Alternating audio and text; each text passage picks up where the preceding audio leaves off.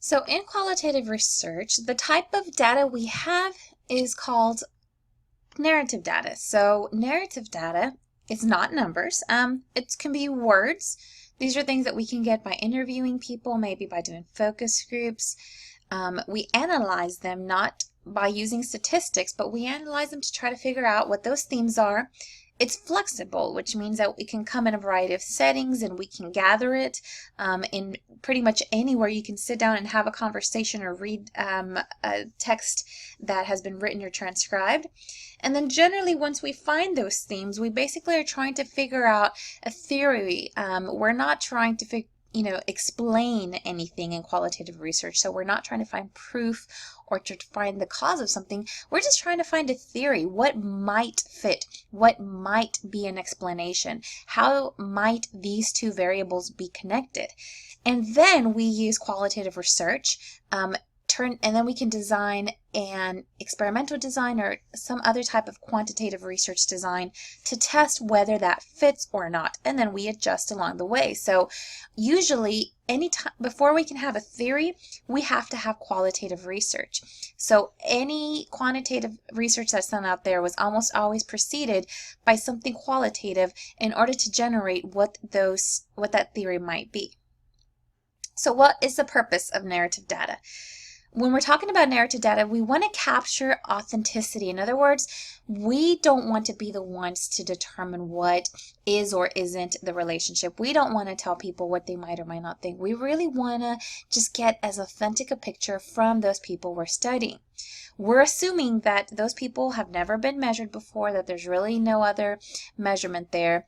And I gave you here an example where you can actually check out a podcast. I like listening to these just in the background while I'm working on something on my computer. And it just shows you how you can use this, for example, in diversity training, and how narrative data makes a difference there. So in narrative data, you're not using a survey. You're not using an instrument. You are the instrument because you're the one collecting the data.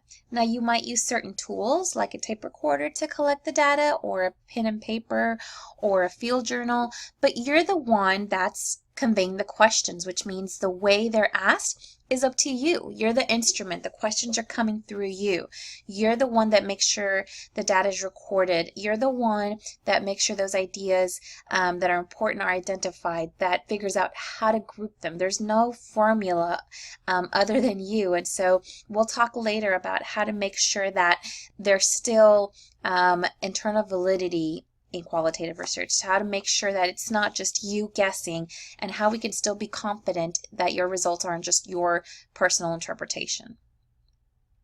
Now, it's important to distinguish between different methods and types. So when we talk about methods, we're looking at how that information is collected. When we're looking at types of research, we're looking at some of the different purposes in which qualitative research. So we'll cover each of these.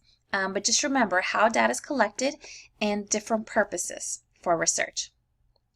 So the different methods, the different ways in which data is collected can vary from observing while participating, from interviewing one-on-one, from maybe interviewing online, focus groups, and community-based participatory research. There are multiple different ways in which we collect data. Now, one of the types of collecting data, which is very popular, especially in anthropology and social sciences that relate to working directly where people live, work, or play, is called participant observation. And in this types of research, the researcher could just be standing off to the side observing. They could be participating somewhat and maybe staying back somewhat, or they could be completely involved. Oftentimes when you see, for example, studies about how a mother or a parent bonds with their children, you see a lot of research with attachment disorder and children who've been adopted. A lot of that research is done as participant observation, where a researcher has a parent interact with a child in one room while they observe in another. You also see a lot of clinical research to make sure that people have proper clinical training skills. purple clinical training done, researched in this MASH. And so, as you can imagine, there's a lot of issues that might derive from this because people know you're there, which means they have to trust you. They have to build rapport from you. And when people know they're being observed, whether you're standing off to the side, somewhat or completely involved, then they are going to react to you in some way. You are not just observing something naturally, you're impacting what you're observing. And then, of course, there's a lot of ethical considerations about what do you do based on what you see. If you are studying drug use, what do you do if somebody is choosing to use drugs in front of you? I'll encourage you to check out this video that looks at some ethical conflicts that might come up if you were in the field doing some participant observation.